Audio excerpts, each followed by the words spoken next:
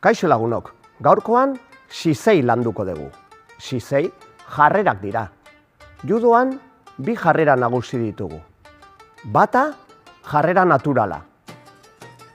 Zangoak, aldakak eta sorbaldak lerrokatuko ditugu eta jarrera honek erasorako naiz defentsarako balio digu. Eta eskubiz, naiz ezkerrez egin dezakegu. Bestea, defentsa jarrera da, eta jigotai deitzen da. Honetarako hankak zabalduko ditugu eta grabitate zentroa jetxi. Eta sisentaien bezalaxe, migi, naiz, jidariz egin dezakegu. Defentsa jarrera egokia da, baina hainbat eraso egiteko ere balio digu.